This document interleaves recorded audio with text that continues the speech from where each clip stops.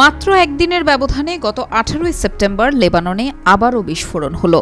এবারও সেই পকেটে রাখা ছোট্ট জিনিসই ওয়াকি-টকি, যোগাযোগের তারহীন যন্ত্র। এতে অন্তত 20 জন নিহত ও 450 জন আহত হয়েছেন, বিবিসিকে জানিয়েছে লেবাননের স্বাস্থ্য মন্ত্রণালয়।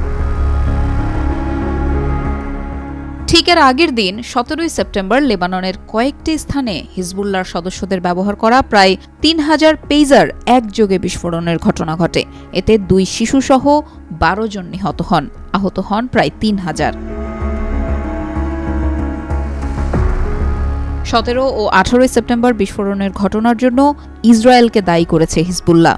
কিন্তু এখন পর্যন্ত লেবাননের বিস্ফোরণ নিয়ে কোনো মন্তব্যই করেনি ইসরায়েল। তবে বিস্ফোরণের ঘটনার পর নিজেদের সেনাদের প্রশংসা করে ইসরায়েলি প্রতিরক্ষামন্ত্রী ইয়োভ গ্যালেন্ট বলেছেন, এটা যুদ্ধের নতুন অধ্যায়ের সূচনা। এখন সাহস, উদ্যম এবং সংকল্প দরকার। কিন্তু সেখানে তিনি লেবাননের মঙ্গল ও বুধবারের বিস্ফোরণ নিয়ে কোনো মন্তব্য করেননি। বিবিসির একটি প্রতিবেদনের সূত্রে জানা গেছে, গত 18 সেপ্টেম্বর ইসরায়েলি সেনাবাহিনী নিজেদের 98তম ডিভিশন গাজা থেকে উত্তর ইসরায়েলে সরিয়ে নিয়েছে। এর আগ পর্যন্ত উত্তর ইসরায়েলে দেশটির সেনাবাহিনীর 36তম ডিভিশন মোতায়েন করা ছিল। বর্তমানে গাজা উপত্যকাতেও ইসরায়েলের সেনাবাহিনীর 2টি ডিভিশন যুদ্ধ করছে। এর অর্থ হল নিজেদের উত্তরাঞ্চল তথা লেবানন সীমান্তেও মনোযোগ যথেষ্ট পরিমাণে বাড়িয়েছে ইসরায়েল।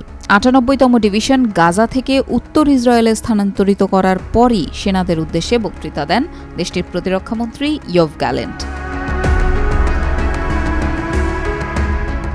পরপর 2 দিন লেবাননে একযোগে বিস্ফোরণের ঘটনা মধ্যপ্রাচ্যকে আরও উত্তপ্ত করে তুলেছে।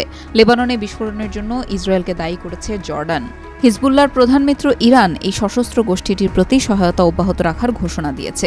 যুক্তরাষ্ট্র সব পক্ষকে সংযত থাকার আহ্বান জানিয়েছে। আজ 19 সেপ্টেম্বর বিকেলে হিজবুল্লাহর প্রধান হাসান নাসরুল্লাহর ভাষণ দেওয়ার কথা রয়েছে।